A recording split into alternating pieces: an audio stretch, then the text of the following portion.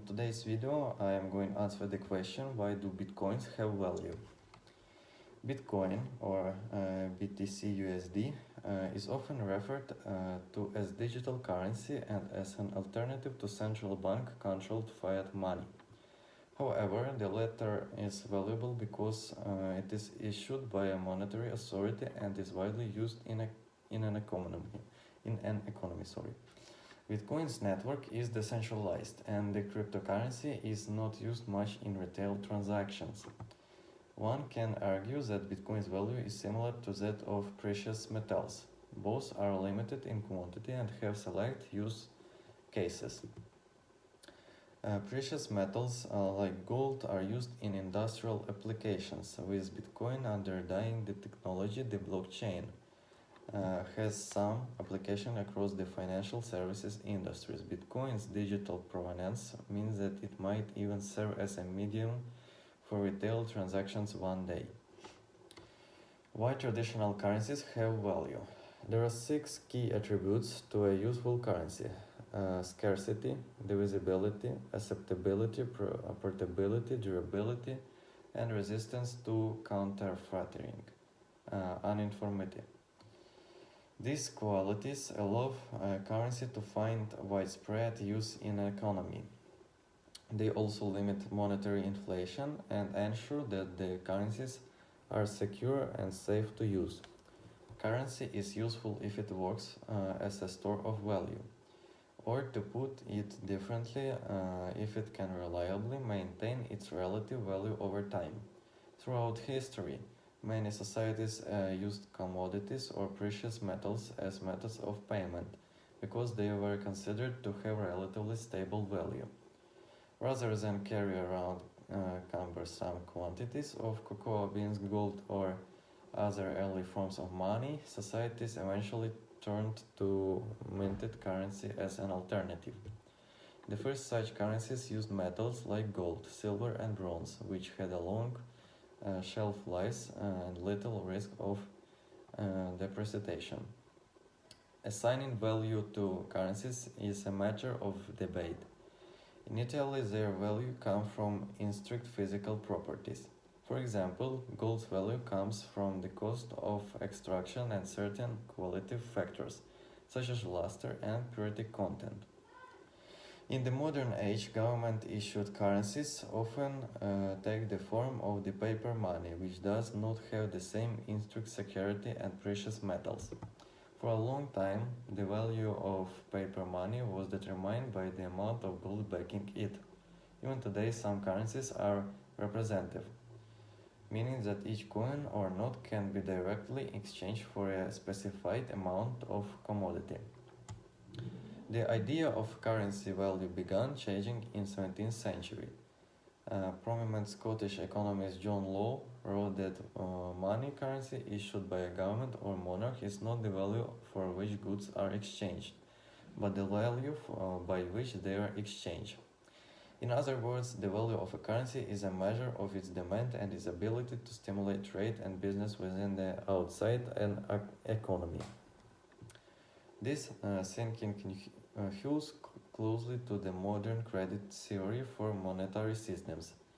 In this theory, commercial banks create money and value for currencies by lending to borrowers, who use the money to purchase goods and cause currency to circulate in an economy. After countries abandoned the gold standard in an effort to curb concerns about gold supplies, many global currencies are now classified as fiat. Fiat currency is issued by a government and not backed by any commodity, but rather by the faith that individuals and governments have that others will accept that currency. Today, most major global currencies are fiat. Many governments and societies have found that fiat currency is the most durable and least susceptible to loss of value over time.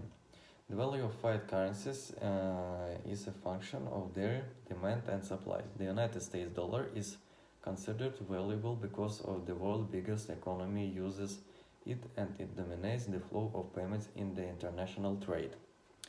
The value of digital currencies. Any discussion about the value of Bitcoin must address the nature of currency. Gold was useful as currency due to its inherent physical attributes, but it was also cumbersome. Paper money was an improvement, but it requires manufacturing and storage and lacks of mobility of digital currencies. The digital evolution of money was moved away from physical attributes and towards more functional characteristics. Here's an example. During the financial crisis, Ben Bernanke, who was then the governor of the Federal Reserve, appeared on CBS 60 Minutes and explained how the agency rescued insurance giant American International Group (AIG) and other financial institutions from bankruptcy by lending money to them. Puzzled, and the interviewer asked whether the Fed had manufactured billions of dollars. That wasn't quite the case. So, why does Bitcoin have value? Bitcoin does not have the backing of government authorities, nor does it have a system of intermediary banks to propagate its use. A decentralized network consisting of independent nodes is responsible for approving consensus-based transactions in the Bitcoin network. There is no fiat authority in the form of a government or other monetary authority to act as a counterparty to risk and make lenders whole, so to speak, if a transaction goes awry. The cryptocurrency does display some attributes of a fiat currency system. However, it is scarce and cannot be counterfeited. The only way that one would be able to create a counterfeit Bitcoin would be by executing what is known as double spend. This refers to a situation in which a user spends or transfers the same Bitcoin in two or more separate settings, effectively creating a duplicate record. Utility. That makes double spending unlikely, so tough is the size of the Bitcoin network. A so-called 51% attack, in which a group of miners theoretically control more than half of all network power, would be necessary. By controlling a majority of all network power, this group could dominate the remainder of the network to falsify records. However, such an attack on Bitcoin would require overwhelming amount of effort, money, and computing power, thereby rendering the possibility extremely unlikely.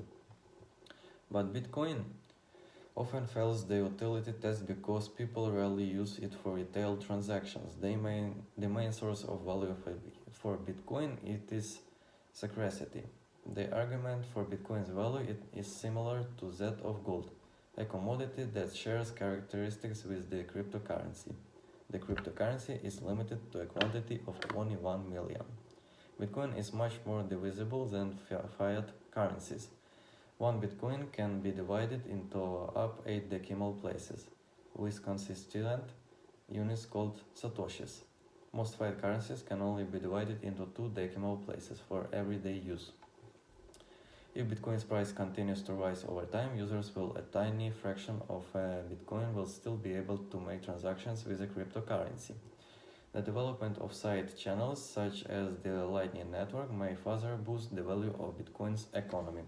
Thank you. You were listening a video about why Bitcoin is valuable.